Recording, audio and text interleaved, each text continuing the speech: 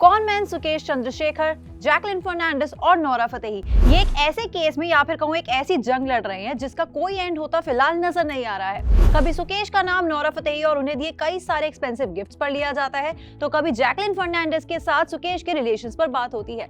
जहां अभी तक सभी कंफ्यूज थे कि भाई ये हो क्या रहा है, आखिर कौन सच बोल रहा है कौन झूठ बोल रहा है, वही अब सुकेश ने अपने लॉयर्स के थ्रू एक लेटर पब्लिक कर दिया है। इस लेटर में उन्होंने नोरा फतेही और जैकलिन फर्नांडिस को लेकर कई सारे खुलासे भी किए हैं। तो चलो बताती हूँ आखिर ये पूरा का पूरा सीन क्या है। सुकेश ने लेटर के थ्रू बताया है कि नोरा फतेही चाहती थी कि वो जैकलिन फर्नांडिस का साथ छोड़ दे। नोरा फतेही सुकेश को दिन में 10 बार फोन किया करती थी और मना करने के बाद भी उन्हें लगातार परेशान करती रहती थी। सुकेश ने यह भी कहा है कि नोरा ने EOW के सामने अपना बयान बदल दिया था। सुकेश ने इस लेटर में लिखा है कि नोरा हमेशा जैकलिन से जलती थी और हमेशा जैकलिन के खिलाफ मेरा ब्रेन वॉश करती रहती थी, क्योंकि वो चाहती थी कि मैं जैकलिन फर्नांडिस को छोड़ दूं और उन्हें डेट करना शुरू कर दूं।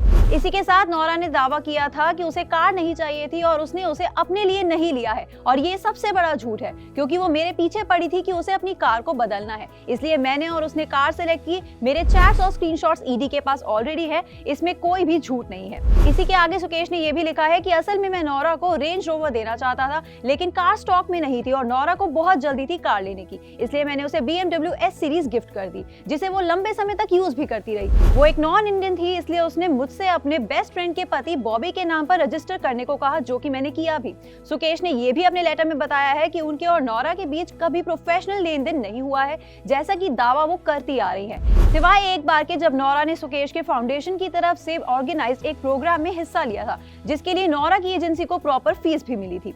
इसी के साथ साथ सुकेश ने यहाँ पर जैकलिन फर्नांडिस पर भी कुछ लेटर में लिखा है। उसने लिखा है कि वो और जैकलिन सीरियस रिलेशनशिप में थे और सुकेश ने नोरा को इग्नोर करना शुरू कर दिया था, लेकिन वो उसे फोन पर काफी परेशान किया करती थी, और वो एक म्यूजिक प्रोडक्शन कंपनी सेटअप करने के लिए बॉबी की मदद करने के लिए भी सुकेश को कहा करती थी, जो सुकेश ने फिलहाल की भी थी। इतना ही नहीं, सुकेश ने आगे ये भी लिखा है कि इसके साथ ही नोरा हर्म्स बैग और ज्वेलरी की फोटोज उन्हें शेयर किया करती थी, जो उसे चाहिए होते थे। मैंने उसे दिए भी और वो आज भी उन्हें यूज कर रही है। मैंने उसे एक बैग का बिल देने के लिए भी कहा था, जो उसके पास नहीं था, लेकिन वो बिल नहीं दे पाई थी, क्योंकि उसने वो बैग खरीदा ही नहीं था। एक बैग की कीमत 2 करोड़ रुपए से ज्यादा की थी।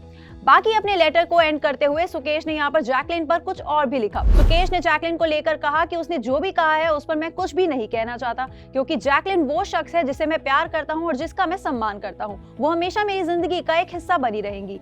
उसके पास मेरा दिल है, जो कुछ भी उसे लगता है वो उसे कर सकती है, बस वो खुश रहे।